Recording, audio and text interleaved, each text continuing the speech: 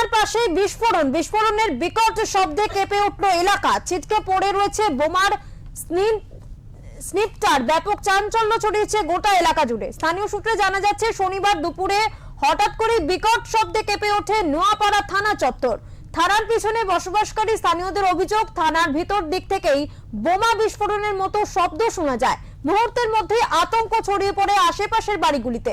বাসিন্দাদের দাবি রয়েছে বিস্ফোরণের বেশ কিছু স্নিপটার ছিটকে তাদের বাড়ির ছাদ ও উঠোনে এসে পড়ে। ধোঁয়ায় ঢেকে যায় গোটা এলাকা। হঠাৎ করে এই ঘটনায় ভীত সন্ত্রস্ত হয়ে পড়েন সাধারণ মানুষ। স্থানীয়রা আরো জানান, বিষয়টি থানায় জানানো হলেও তাৎক্ষণিকভাবে কোনো দৃশ্যমান পদক্ষেপ নেওয়া হয়নি, এমনটাই অভিযোগ তাদের।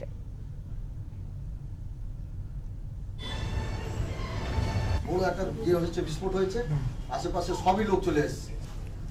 এই জালকাঠিটা এখানে পড়েছে সব এসে। কতগুলো জালকাঠি পড়েছে? এই তিনটে, দুটো এখানে, একটা ওইখানে, আর কোথায় সব ছিটকে গেছে, এইদিকে হয়তো ছিটকে গেছে। কেউ কি মেরেছে নাকি বোমটা? হ্যাঁ, কেউ কি মেরেছে? এবার মেরেছে কিনা সেটা বলতে পারছি না, কিন্তু বাস্ট হয়েছে এই কলা গাছ এখানে। কি আছে এখানে? ওই পিছনে থানা আছে, নোয়াপাড়া থানা।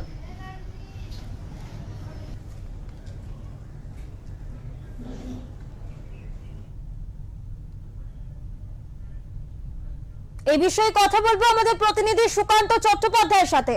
জানতে চাইবো, নোয়াপাড়া থানা এলাকার একেবারে পাশেই বিস্ফোরণ ঘটেছে, ঠিক কিভাবে ঘটলো এই বিস্ফোরণ?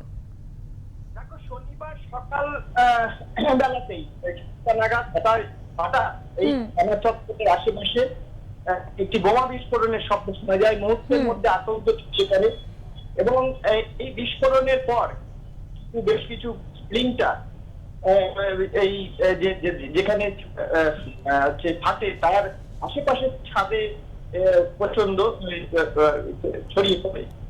ঘটনাস্থলে খবর পাওয়া মাত্রই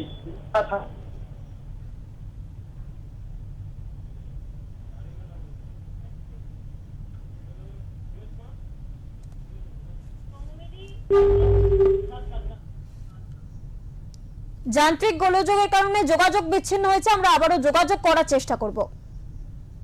নোয়াপাড়া থানার পাশে বিকট শব্দে কেঁপে উঠল গোটা এলাকা। বিস্ফোরণ ঘটেছে এমনটাই খবর রয়েছে।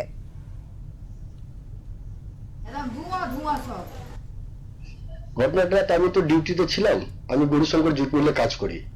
10:30টার সময় ছেলের ফোন আসলো যে বাবা আমাদের বাড়ির পিছন থেকে বোম বিস্ফোট হয়েছে। তা আমি জিজ্ঞাসা করলাম যে আমাদের মানে বাউন্ডারির ভেতরে হয়েছে না আমাদের বাউন্ডারির বাইরে হয়েছে? বলছে না, ঠিক আমাদের ঘরের পিছনে, ঠিক বাসটা হয়েছে থানার জায়গা থেকে। তাই বললাম তাহলে ঠিক আছে, থানায় গিয়ে তোমরা জানাও। থানায় গিয়ে জানিয়েছে, গিয়ে থানায় ছিল, বললো কি ঠিক আছে আমাদের বম এক্সপার্ট আসছেন, ওনারা সব ইয়ে করবেন। এরা কিন্তু ওই গুলিগুলো দেখেনি, যেটা কাঠিগুলো ছিল, স্প্রিং যেটা ছিল ওটা। আমি 11টার সময় ডিউটি থেকে এসে ওইটা দেখলাম। দেখার পর আমি থানায় গেলাম, 12টা অবধি দাঁড়িয়েছিলাম। অফিসাররা কোনো অ্যাকশন নেয়নি, কোনো কিছু ইয়ে করেননি। বলছে বড়বাবু ব্যস্ত আছেন, আর দাঁড়ান আপনি। 1 ঘন্টা দাঁড়িয়েছিলেন, দাঁড়িয়ে চলে আসলাম। কি করবো, আবার